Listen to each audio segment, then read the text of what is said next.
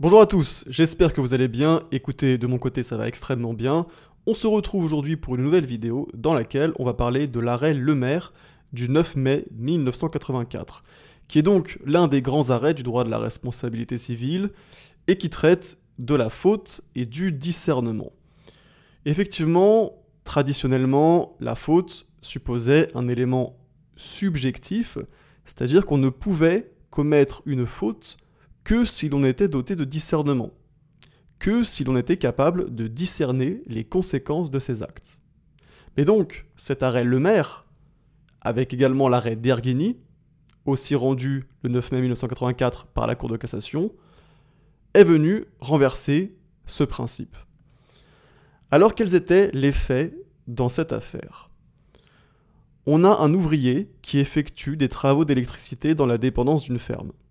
Et quelques jours plus tard, un jeune garçon de 13 ans, Dominique, pénètre dans la dépendance de la ferme et en essayant de visser une ampoule dans une douille, il meurt électrocuté. Les parents de Dominique exercent alors une action en responsabilité à l'encontre de l'ouvrier afin d'obtenir réparation de leur préjudice. Dans un arrêt du 28 mai 1980, la Cour d'appel de Douai énonce que la responsabilité de la mort de Dominique est partagée entre l'ouvrier et Dominique lui-même. En effet, la cour d'appel, elle affirme que Dominique aurait dû, avant de visser l'ampoule, couper le courant en actionnant le disjoncteur. Et ainsi, en ne prenant pas ses précautions, Dominique a commis une faute qui a concouru à la réalisation de son propre dommage, en l'espèce son décès.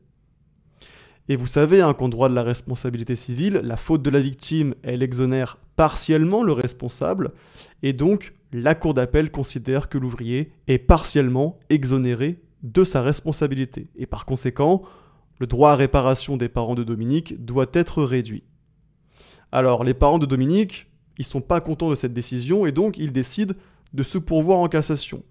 Et eux, ils soutiennent que l'ouvrier devrait être déclaré entièrement responsable du dommage. En fait, selon eux, Dominique n'a pas pu commettre de faute, car étant un enfant âgé de 13 ans, il n'était pas doté de discernement. Il n'était pas capable de discerner les conséquences de ses actes. Donc les parents de Dominique, ils disent « La cour d'appel ne pouvait pas retenir que Dominique a commis une faute, puisque pour commettre une faute, il faut être doté de discernement, et Dominique, étant un jeune enfant, il n'est pas doté de discernement. » Et donc finalement, comme dans l'arrêt d'Erghini, la Cour de cassation devait répondre à la question suivante: un enfant peut-il commettre une faute au sens du droit de la responsabilité civile? Autrement dit, peut-on commettre une faute si l'on n'est pas capable de discerner les conséquences de ses actes?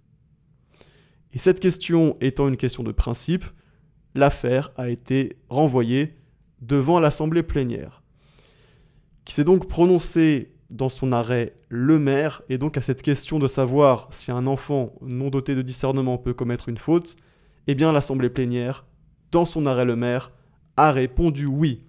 Elle a affirmé que Dominique a bien commis une faute qui a concouru à la réalisation de son dommage, même s'il n'avait que 13 ans. Elle a donc rejeté le pourvoi des parents de Dominique et confirmé le partage de responsabilité entre l'ouvrier et Dominique, et donc la réduction du droit à réparation des parents de Dominique. Et donc ainsi, cet arrêt Lemaire, il affirme qu'on peut commettre une faute alors même qu'on n'est pas doté de discernement, alors même qu'on n'est pas capable de discerner la portée de ses actes. Le discernement n'est donc plus une condition de la faute en droit de la responsabilité civile, c'est la consécration d'une conception objective de la faute. Et donc il faut noter que la Cour de cassation a rendu une décision similaire le même jour, le 9 mai 1984, c'est l'arrêt d'Erghini, dans lequel elle a également jugé qu'un enfant en bas âge pouvait commettre une faute. Ce sont donc ces deux arrêts qui ont fait disparaître le discernement comme condition de la faute. Voilà, ceci étant dit, cette vidéo est maintenant terminée. J'espère qu'elle vous aura aidé à bien comprendre cet arrêt Lemaire. Si c'est le cas, n'oubliez pas de liker la vidéo. Et sur ce, on se dit à très bientôt pour une prochaine vidéo.